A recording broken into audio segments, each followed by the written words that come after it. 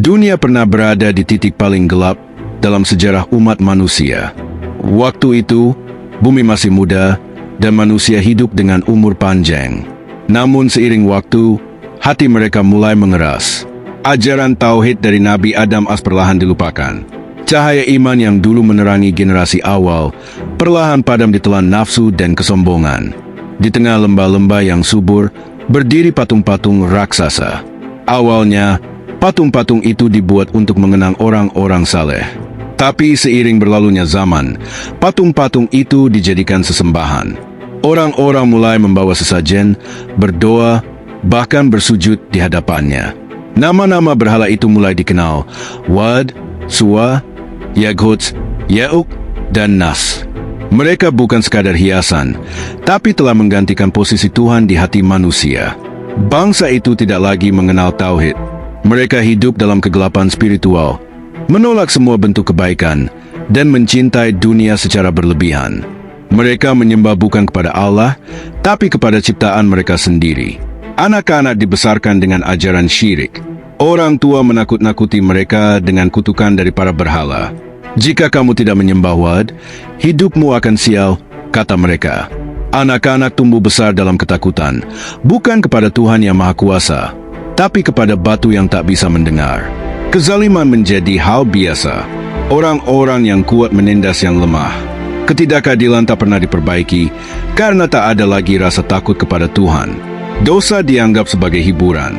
Mereka tertawa saat menyiksa hewan, berpesta sambil menindas kaum miskin, dan saling mencuri hak sesama. Perempuan diperlakukan sebagai barang. Anak-anak perempuan dikorbankan untuk sesajen. Orang yang jujur dianggap bodoh. Yang curang justru dipuji. Dunia benar-benar terbalik. Tak ada satupun yang berani melawan arus ini. Jika ada yang mencoba menasihati, mereka dihina, bahkan dibunuh. Tidak ada yang tersisa dari nilai-nilai kebaikan. Langit menyaksikan kebiadaban mereka. Gunung-gunung mendengar jerit tangis orang-orang lemah yang ditindas. Bumi pun mulai menangis.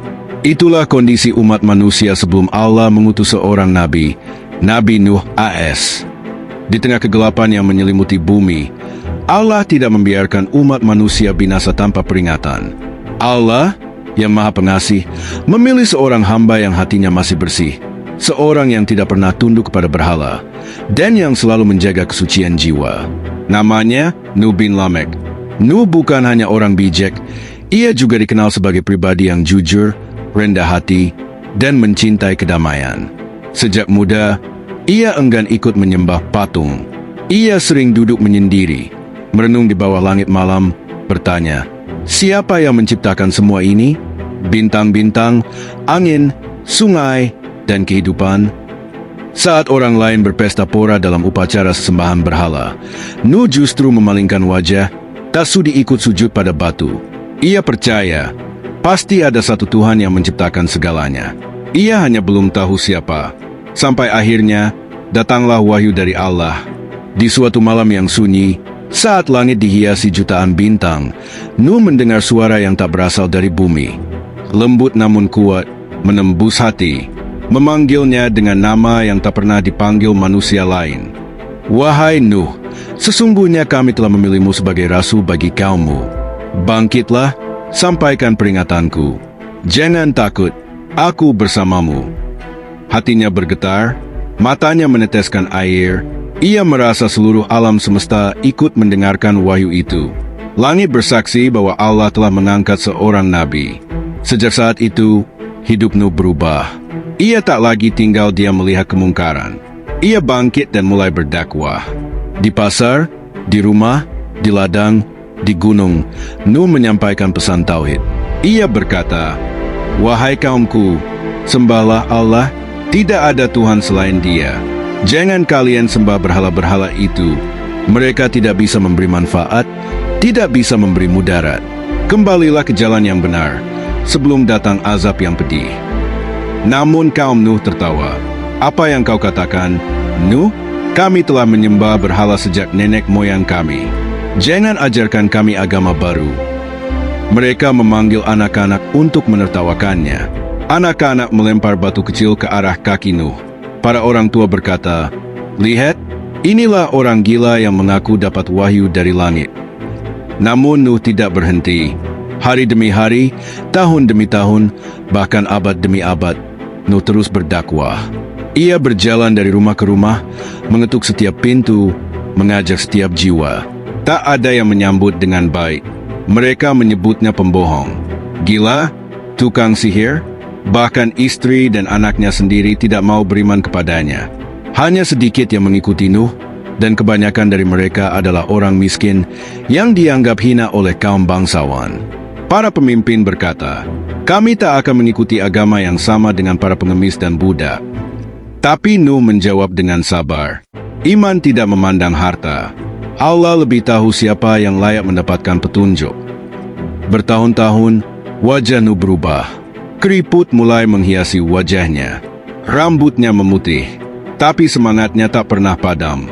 Bahkan setelah 100 tahun berdakwah, lalu 200 tahun, lalu 300 tahun, dan tetap tidak mendapat sambutan, Nuh tetap berdiri setiap hari, menyeru, "Sembahlah Allah, satu-satunya Tuhan yang berhak disembah."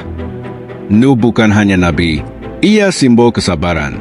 Ketika semua menyerah, ia tetap berdiri. Ketika semua mengejek, ia tetap tenang. Ketika semua menolak, ia tetap mencintai umatnya. Sampai pada satu malam, setelah hampir 950 tahun berdakwah dan hanya mendapat sedikit pengikut, Nabi Nuh mengangkat tangan ke langit dan berkata dengan penuh kesedihan, "Ya Rab, sesungguhnya aku telah menyeru kaumku malam dan siang, tapi seruanku tidak menambah mereka selain menjauh.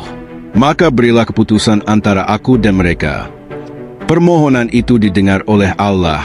Langit mulai bersiap, bumi mulai menegang.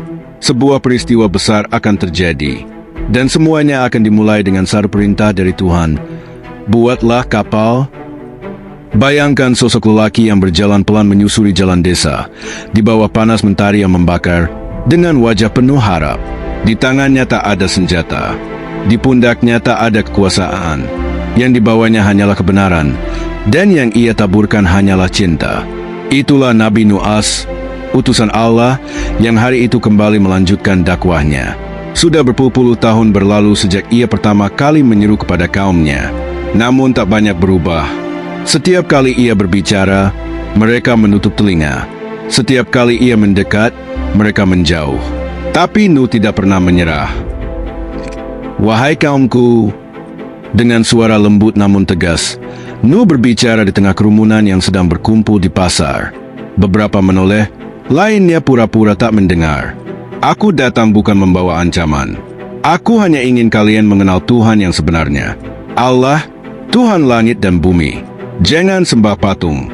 Mereka tak bisa mendengar kalian, tak bisa melihat, tak bisa menolong." Beberapa pemuka masyarakat mendekat.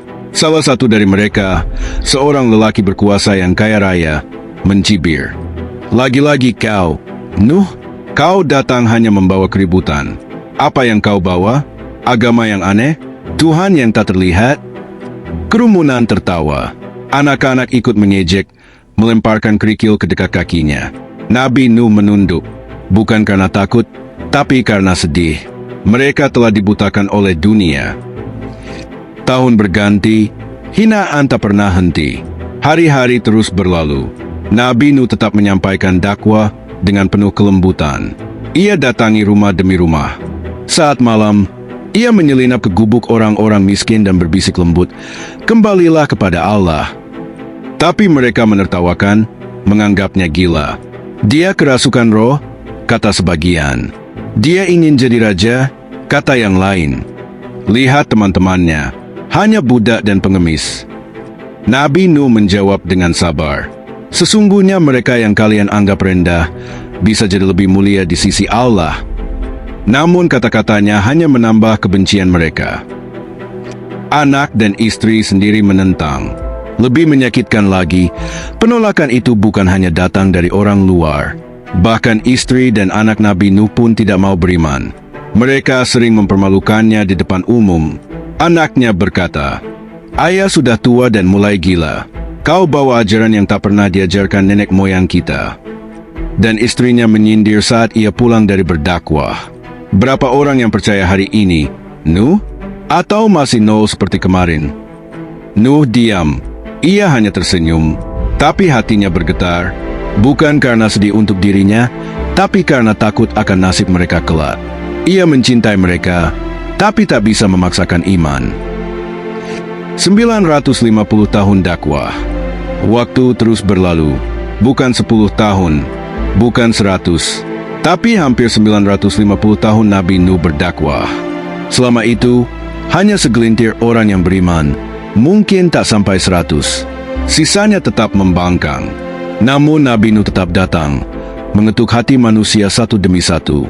Tak pernah marah, tak pernah membalas dengan kebencian. Jika ada manusia yang pantas disebut simbol kesabaran, maka dialah Nabi Nuh AS. Ketika langit menjadi saksi kesedihan sang Nabi, dan Allah mengabulkan permintaannya. Pada suatu malam yang hening, langit bertabur bintang.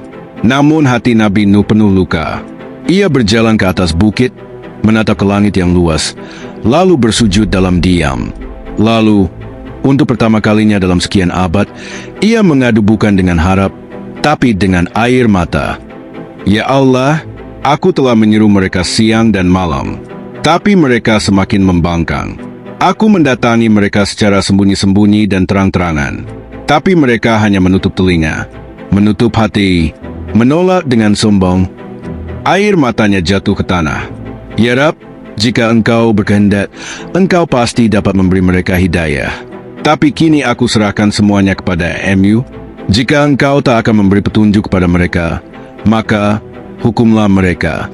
Jangan biarkan di muka bumi ini satupun dari orang-orang kafir itu tinggal. Langit menjadi saksi. Malaikat mendengar doa itu, dan Allah pun berfirman, Wahai Nuh, sesungguhnya tak akan ada lagi yang beriman dari kaummu selain yang sudah beriman. Maka janganlah bersedih atas apa yang mereka perbuat. Perkataan itu adalah akhir dari dakwah yang panjang. Bukan karena gagal, tapi karena batas kesabaran telah sampai. Allah Maha Adil, dan kini akan dimulai sebuah babak baru dalam sejarah manusia. Perintah aneh yang mengguncang dunia. Di suatu pagi yang sunyi, saat embun masih membasahi dedaunan, Nabi Nuh menerima wahyu yang mengejutkan. Allah berfirman, Wahai Nuh, buatlah sebuah kapal besar di atas tanah, di bawah pengawasan dan petunjuk kami. Dan jangan lagi kau bicara tentang orang-orang zalim itu, karena mereka pasti akan tenggelam. Seketika itu juga, Nabi Nuh menunduk. Ia tahu, ini bukan perintah biasa. Ia diminta membangun kapal. Bukan perahu kecil, tapi kapal raksasa, di atas tanah kering, jauh dari laut. Awal dari ujian baru, Nabi Nuh mulai mengumpulkan kayu dari pepohonan. Bersama para pengikutnya yang setia, mereka mulai menebang, memotong, dan menyusun balok demi balok. Suara palu dan gergaji menggema ke seluruh penjuru. Orang-orang yang lewat hanya bisa menertawakan. Haha, lihat itu, orang tua gila sedang membangun kapal di tengah padang pasir. Untuk apa kapal di tanah kering, Nuh? Apa kau pikir hujan akan turun segunung? Mungkin dia memang sudah kehilangan akal karena terlalu lama berdakwah yang sia-sia. Nuh hanya tersenyum. Ia tahu mereka akan melihat sendiri nanti. Saat azab semakin dekat, setiap kali Nabi Nuh memalu sebatang kayu, hatinya memukul rasa iba pada kaumnya. Ia masih berharap ada yang sadar, ada yang datang dan berkata, "Kami beriman." Tapi tidak. Bahkan saat langit mulai gelap, bahkan saat burung-burung mulai terbang meninggalkan wilayah itu, bahkan saat bumi mulai bergetar perlahan, tak ada satupun dari kaum Nuh yang berubah pikiran. Tanda telah datang. Lalu datanglah tanda yang dijanjikan Allah. Dari sebuah tanur, lubang seperti tungku dari tanah yang biasa digunakan membakar roti, keluar air dari dalam bumi. Bukan air biasa, tapi air panas, menyembur kuat, menandakan awal dari bencana besar. Nabi Nuh segera bersiap. "Wahai pengikutku, masuklah kalian ke dalam kapal, bawa sepasang dari setiap hewan yang kalian temui. Jangan ada yang tertinggal. Seekor singa jantan dan betina, burung, unta, domba, kuda, semuanya datang dengan tertib, seolah Allah sendiri yang membimbing mereka ke arah kapal." Orang-orang kafir masih tertawa. Nuh kini jadi penjaga kebun binatang. Namun, mereka belum tahu bahwa hujan dari langit dan air dari bumi akan segera bertemu, dan bumi akan tenggelam. Nabi Nuh mulai membangun kapal besar di tengah daratan. Di bawah terik matahari, Nuh dan para pengikutnya mulai membangun kapal besar. Orang-orang menertawakan pekerjaan ini. Kau jadi tukang kayu sekarang, Nuh? Mereka mengolok, tapi Nabi Nuh tetap fokus. Nabi Nuh, kau akan tahu nanti siapa yang tertawa terakhir. Perintah Allah, masukkan sepasang hewan ke dalam bahtera. Satu demi satu, hewan dari berbagai jenis datang berpasangan. Para penduduk menyaksikan dengan heran, tapi tetap menolak percaya. Mereka masih tertawa, tapi langit mulai berubah warna. Banjir besar dimulai, gemuruh hujan dan semburan bumi. Tiba-tiba langit terbuka. Air turun deras. Gunung memuntahkan air. Tanah menyembur dari dalam. Banjir dahsyat mulai melanda. Para pembangkang kini berlarian panik, tapi pintu bahtera telah tertutup.